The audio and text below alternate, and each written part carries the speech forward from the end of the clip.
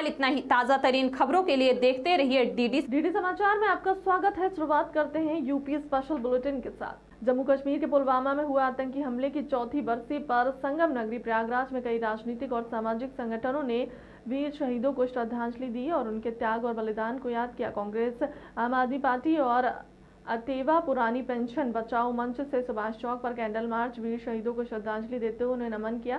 इस मौके पर कांग्रेस नेताओं ने कहा कि देश के वीर शहीद जवानों की वजह से आज हमारे देश की सीमाएं सुरक्षित हैं और हम खुली हवा में सांस ले रहे हैं।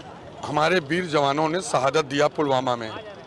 आज उन्हीं की याद में यहाँ पर इलाहाबाद में कांग्रेस के कार्यकर्ताओं ने मोमबत्ती जलाकर नमन किया और नमन करते हुए दुख भी है, दर्द भी है और उस समय तैनात जो जिम्मेदार सरकार में बैठे लोग आज भी वो चीज़ को उसका जो है हिसाब जो जनता मांग रही देशवासी वो नहीं दे पा रहे हैं, क्योंकि जिस तरह से वीर जवानों ने शहादत दी देश के लिए उसको कभी हम भुला नहीं पाएंगे और उनकी शहादत व्यर्थ में नहीं जाने देंगे।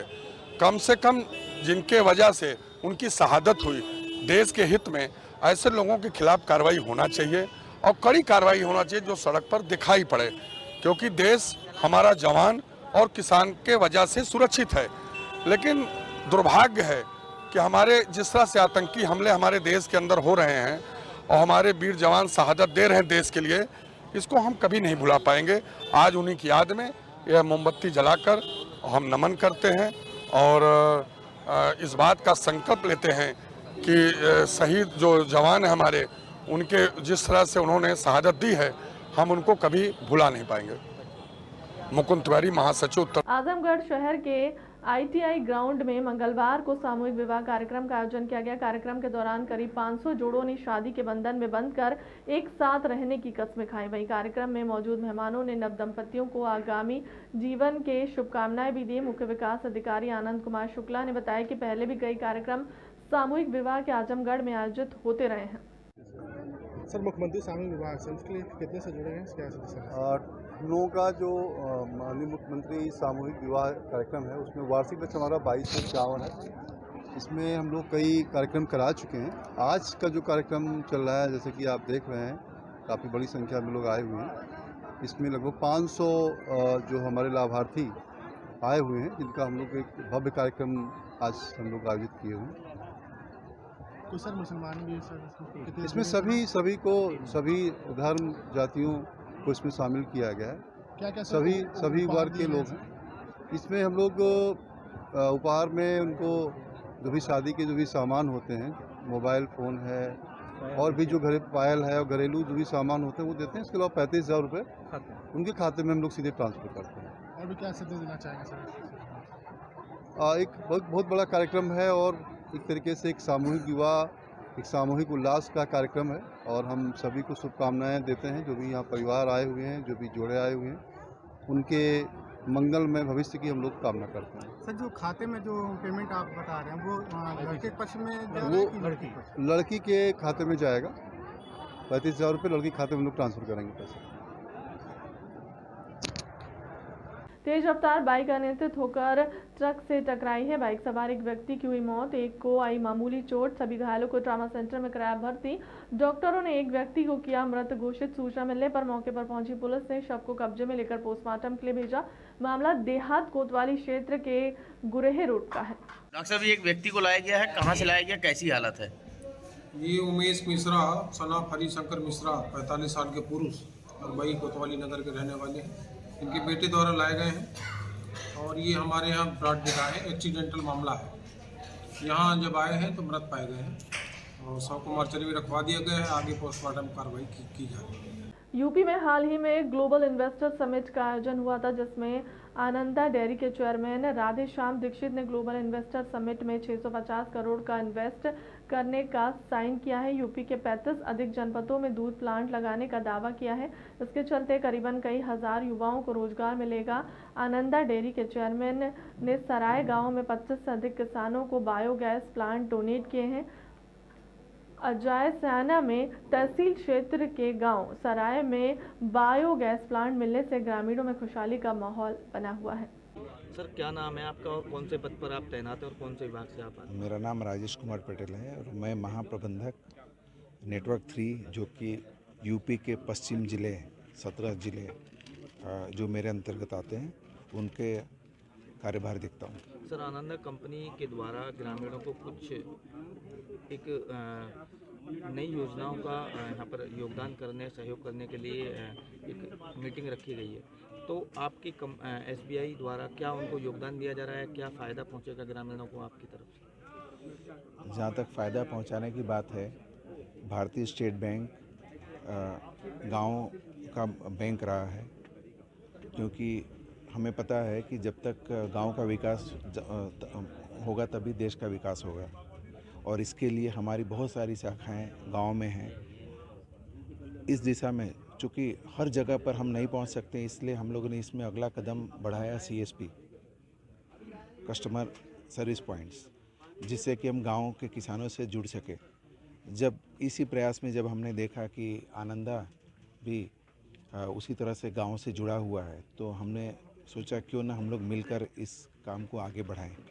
और इसी क्रम में हम लोगों ने बहुत सारे बैंक की जो योजनाएं तो बहुत है, लेकिन पहुंच कितनी पाती हैं, तो ये पहुंचाने का काम है, जिसमें कि हम और आनंदा मिलकर इसको पहुंचाने की कोशिश कर रहे हैं, जिसमें कि JLG SHG के थ्रू हम लोगों को पशुधन के अंतर्गत ऋण सुविधा प्रदान कर रहे हैं। इसके अलावा भी बहुत सारी योजनाएं हैं जिस पर हम काम कर रहे हैं, और इसी कार्यक्रम में जो बैंक का एक उत्तरदायित्व होता है समाज के प्रति CSR एक्टिविटी में, उसके अंतर्गत इस गांव में हम आज के दिन 25 बायोगैस प्लांट हम और आनंदा, स्टेट बैंक और आनंदा दोनों मिलकर हम लोग इसको देने के निश्चय किया और दे रहे हैं।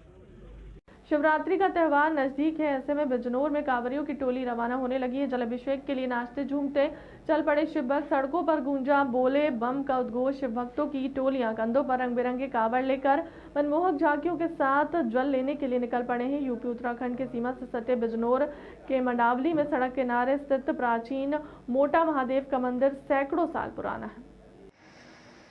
कांवड़ यात्रा इस समय अपने पूरे चरम पर चल रही है। पिछले 3 दिनों में करीब 70,000 से अधिक कांवड़िया हमारे मोटा महादेव से गुजर चुके हैं। पूरे रूट पर हमने ड्यूटियां लगा रखी हैं, तीनों शिफ्ट में ड्यूटियां चल रही हैं। हमारा कंट्रोल रूम सक्रिय है, CCTV कैमरा से लगातार निगरानी की जा रही है। मुख्य कस्बों में हम ड्रोन से भी निगरानी कर रहे हैं। यातायात डाइवर्जन ड्यूटियां पूरी तरह से लागू हैं इस समय, और आसपास के जनपदों से हम पूरी तरह से समन्वय करते हुए कांवड़ यात्रा को सकुशल संपन्न कराने के लिए अहर्निश रात दिन लगे हुए हैं। मुझे पूरा विश्वास है सभी कांवड़ यात्री सकुशल अपने शिव मंदिरों तक पहुंचकर जल चढ़ाएंगे और कांवड़ यात्रा सकुशल संपन्न होगी। शिवरात्रि का त्यौहार नजदीक है, ऐसे में बिजनौर में कांवरियों की टोली रवाना होने लगी है। जलाभिषेक के लिए नाचते झूमते चल पड़े हैं शिव भक्त, सड़कों पर गूंजा बम बम भोले का उद्घोष। शिव भक्तों की टोलियां कंधों पर रंग बिरंगे कावड़ लेकर मनमोहक झांकियों के साथ जल लेने के लिए निकल पड़े हैं। यूपी उत्तराखंड की सीमा से सटे बिजनौर के मंडावली में सड़क किनारे स्थित प्राचीन मोटा महादेव का मंदिर सैकड़ों साल पुराना है। कहते हैं दूर दराज से सैकड़ों शिव भक्त हरिद्वार गंगा जल लाने के लिए दौरान मंदिर में आराम करते हैं, साथ ही वापसी में भी मंदिर में गंगा जल चढ़ाते हैं। जय जय श्री राधे। आज वृंदावन के श्री राधारमण मंदिर में होली उत्सव बड़ी धूमधाम से मनाया गया। वृंदावन में श्री राधारमण मंदिर वृंदावन के सप्त देवालयों में से एक मंदिर माना जाता है, जो सबसे प्राचीन मंदिर है वृंदावन के। और होली का उत्सव ब्रज का बहुत महत्वपूर्ण उत्सव है। ब्रज के अलग अलग मंदिरों में सभी स्थानों पर होली बड़ी धूमधाम से मनाई जाती है। एकादशी से तो गीले रंगों की संध्या के समय भी होली प्रारंभ हो जाएगी। अभी तो सुबह राजभोग के समय ही होली होती है। और जैसे कहा जाता है कि वृंदावन श्री ठाकुर जी की लीला स्थली है, इसलिए वृंदावन की होली का विशेष महत्व है। वृंदावन के सभी प्राचीन मंदिरों में होली का उत्सव विशेष धूमधाम से मनाया जाता है, और इसी क्रम में आज होली का उत्सव मनाया जा रहा है। जय जय श्री राधे। मथुरा के थाना गोवर्धन पुलिस ने साइबर ठगी करने वाले 15,000 के शातिर साइबर अपराधी को पुलिस ने गिरफ्तार करने में सफलता हासिल गई। पकड़ा गया शातिर अपराधी अब तक 4,40,70,000 रुपए के विभिन्न खातों से ठगी कर चुका है। पकड़े गए साइबर अपराध इरफान, जो कि ग्राम दौलतपुरा व थाना गोवर्धन का निवासी है। कब्जे से पुलिस ने विभिन्न बैंकों की 25-20 cheque book, 6 payment bank saving account kit, 8 ATM card, swipe machine, 11 passbook, 3 pan card, HDFC bank की 4 पासबुक व अन्य सामान बरामद किया है। साइबर अपराधियों के विरुद्ध कार्रवाई करते हुए 2 मुकदमे दर्ज किए गए थे। उसमें से मुकदमे का एक वांछित अभियुक्त जो कि 15,000 रुपये का इनामी था, जिसका नाम इरफान है, जो दौलतपुर गांव का रहने वाला है, इसको आज पुलिस को गिरफ्तार करने में सफलता प्राप्त हुई है। इस पुलिस के द्वारा जब इसके घर की सर्च करी गई तो वहाँ से कई जो है POS मशीनें, QR कोड, आधार कार्ड, पैन कार्ड और लगभग 20 चेकबुक जो है बरामद हुई हैं। पुलिस के द्वारा जब इसके अकाउंट की एनालिसिस करी गई तो ये पाया गया कि लगभग 4.5 करोड़ रुपए का ट्रांजैक्शन इसके अकाउंट से हुआ है। ये पूर्व में जन सुविधा केंद्र चलाता था तथा ये बाद में साइबर अपराधियों के संपर्क में आ करके उनसे कमीशन ले करके उनका पैसा निकाल के दिया करता था। पुलिस उनके अकाउंट्स के एनालिसिस कर रही है तथा जो जहाँ से भी फ्रेडुलेंटली पैसा आया होगा वहाँ पर वहाँ के अथॉरिटी से संपर्क करके विधिक कार्रवाई की जाएगी। सर, जो 4.5 करोड़ का ट्रांजैक्शन हुआ है, कितने दिन के अंदर हुआ है, कितने दिन से कर रहा था ये इस काम को? लगभग ये 1.5-2 साल से ये कार्य कर रहा था और इसकी जो एनालिसिस हम लोग करके आगे जो भी अगर पैसा जो है अवैध रूप से आया होगा उसको जब्त करने की और इसके अग्रिम कार्रवाई करेंगे। सर, अकेला था या और भी लोग इसके साथ संलिप्त हैं, इसके परिवार के या? देखिए, पूरा इसमें जो पहले भी मुकदमा कायम हुआ था उसमें कई लोग थे, कुछ लोग गिरफ्तार करके जेल जा चुके हैं और ये BSc मैथ्स पढ़ा हुआ है। तो ये मैंने बताया जैसे कि ये जन सुविधा केंद्र चलाता था, तो ये इसको ये सब चीज़ें मतलब जानकारी थी कि जो है किस तरीके से पैसा जो है निकाला जाता है। उम्र क्या रही है सर इसकी? इसकी उम्र लगभग 22 साल है। मानसी गंगा के जल की सफाई को लेकर EO आलोक वर्मा ने मानसी गंगा का निरीक्षण किया। निरीक्षण के दौरान EO ने बताया कि वहां आने वाले श्रद्धालु शुद्ध जल में स्नान व आचमन करें। इसके लिए मानसी गंगा के नगर पंचायत के समीप गांव घाट से 2 ट्यूबवेल लगाकर पानी की सप्लाई की जा रही है। एक ट्यूबवेल से 10 बीसा की और गांव घाट से पानी को निकाला जा रहा है। पानी को बहुत हुआ है, बहला हुआ है, स्वरूप प्रदान करने से जल शुद्ध हुआ है। सर, मानसी गंगा पर जो निरीक्षण किया गया है, क्या निरीक्षण किया है? तो हमारा रूटीन वर्क है। हम तो बराबर समय समय पर मानसी गंगा के जल की गुणवत्ता कैसी है, इसकी साफ़ सफाई कैसी है, उसको चेक करते रहते हैं। तो उसी रूटीन वर्क के अंतर्गत इसको चेक किया गया। तो आज दिख रहा है कि काफ़ी मानसी गंगा का जल स्तर जो है काफ़ी स्वच्छ है। पुलिस मुठभेड़ में थाना नवाबगंज व थाना हाफिजगंज के 2 शातिर गो तस्करों को गिरफ्तार किया है। बरेली SP देहात थाना पुलिस मुठभेड़ में थाना हाफिजगंज, थाना नवाबगंज के पुलिस मुठभेड़ में एक्सचेंज ऑफ फायर में 2 शातिर गो तस्कर घायल हुए हैं। उनके पैर से गोली लगी है। इनमें से थाना नवाबगंज क्षेत्र में जो तस्कर घायल हुआ है उसका नाम इलियास है। यहाँ थाना क्षेत्र हाफिजगंज का रहने वाला है। इसके ऊपर गो तस्करी के 1 दर्जन मुकदमे पंजीकृत हैं। दूसरा घायल बदमाश जिसका नाम हैदर है। फरवरी 2023 की रात्रि में जनपद बरेली के थाना क्षेत्र नवाबगंज व थाना हाफिजगंज क्षेत्र में पुलिस मुठभेड़ में एक्सचेंज ऑफ फायर में 2 शातिर तस्कर जो है घायल हुए हैं। इनके पैर में गोली लगी है। इनमें से थाना नवाबगंज क्षेत्र में जो तस्कर घायल हुआ है उसका नाम इलियास है और यह थाना क्षेत्र हाफिजगंज का रहने वाला है, जिसके ऊपर गौकसी आदि के लगभग 1 दर्जन मुकदमे पंजीकृत हैं। दूसरा घायल बदमाश जिसका नाम हैदर है, जिसके ऊपर गौकसी और गैंगस्टर एक्ट के मुकदमे पंजीकृत हैं। ये मुठभेड़ में थाना क्षेत्र हाफिजगंज में घायल हुआ है। इन दोनों घायलों को वास्ते इलाज हेतु अस्पताल में भेजा गया है। इनके पास से तमंचे, कार्टिजेस तथा गौकसी के जो औजार हैं वो बरामद हुए हैं। दोनों को इलाज के उपरांत जो शेष हमारी आवश्यक विधिक कार्रवाई है वो भी संपादित कराई जाएगी। SOG टीम औरैया व थाना बेला पुलिस की संयुक्त टीम द्वारा अभियान के क्रम में मुखबिर की सूचना पर बड़ी कार्रवाई करते हुए पुलिस मुठभेड़ के दौरान अंतर्राज्यीय 4 अभियुक्तों को बधूना रोड गेली मोड़ से गिरफ्तार किया गया, जिसमें अभियुक्तों द्वारा पुलिस टीम पर फायर करने पर पुलिस द्वारा जवाबी फायरिंग में मुठभेड़ में एक अभियुक्त को गोली लगने से घायल हो गया, जिसे उपचार में CSC विधूना भर्ती किया गया था। क्या मामला है? एक सूचना प्राप्त हुई थी SOG की टीम को कि कुछ बदमाश हैं जो गांजे की सप्लाई करते हैं। ये लोग लगातार कई जनपदों में इस प्रकार से गांजा लाके सप्लाई कर रहे थे। तो इस पर SOG टीम को विश्वसनीय जो सूचना प्राप्त हुई थी, लगातार उसका पीछा कर रही थी।